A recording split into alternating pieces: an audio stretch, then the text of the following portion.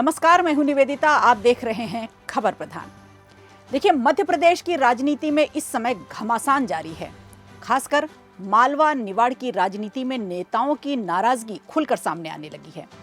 इंदौर को भाजपा का मजबूत गढ़ माना जाता है, लेकिन अब इसी इंदौर में पार्टी के अंदर सवाल उठने लगे हैं। मालवा निवाड़ की राजनीति चर्चा का सबसे बड़ा केंद्र बना हुआ है।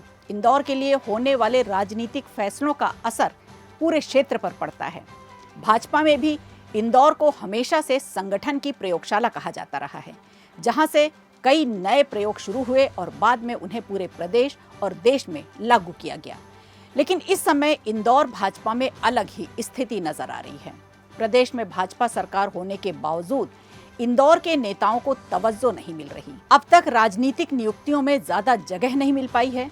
कई निगम, मंडल और प्राधिकरणों में नियुक्तियां हो चुकी हैं, लेकिन इंदौर को अभी तक कोई बड़ा पद नहीं मिला है।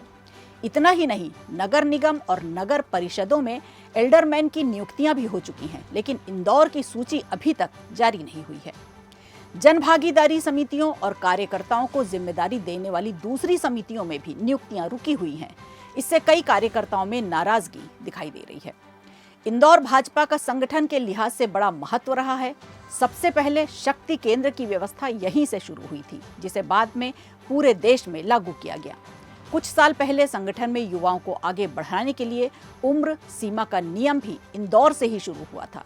इसके तहत कम उम्र के नेताओं को संगठन में जिम्मेदारी दी गई। 40 साल से कम उम्र के गौरव रणदिवे को नगर भाजपा अध्यक्ष बनाया गया था। ये प्रयोग सफल भी रहा। बाद में इसे दूसरे जगहों पर भी अपनाया गया, लेकिन अब वही इंदौर भाजपा संगठन में पिछड़ता हुआ नजर आ रहा है। भाजपा के कई मोर्चों और प्रकोष्ठों में प्रदेश स्तर पर नियुक्तियां हो रही हैं, लेकिन इंदौर में अभी तक कई पद खाली हैं। अनुसूचित जाति, अनुसूचित जनजाति, पिछड़ा वर्ग मोर्चा के अध्यक्ष बनाए जा चुके हैं, लेकिन युवा मोर्चा और महिला मोर्चा जैसे महत्वपूर्ण पदों पर अब तक फैसला नहीं हुआ है। ग्रामीण इंदौर में भी यही स्थिति बनी हुई है। बताया जा रहा है कि इंदौर भाजपा में चल रही अंदरूनी खींचतान के कारण नियुक्तियां अटकी हुई हैं। वहीं कुछ लोगों का कहना है कि प्रदेश के बड़े नेता अपनी पसंद के लोगों को जिम्मेदारी देना चाहते हैं, जिसकी वजह से फैसला नहीं हो पा रहा। किसान मोर्चा की नियुक्ति भी अभी तक नहीं हुई है।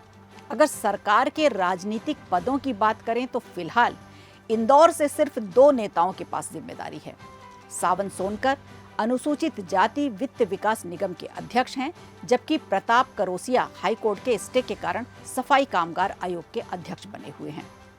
अब बड़ा सवाल यही है कि भाजपा का मजबूत गढ़ माना जाने वाला इंदौर आखिर कब तक इन राजनीतिक नियुक्तियों का इंतजार करेगा, और क्या पार्टी जल्द ही यहाँ नाराजगी को दूर कर पाएगी?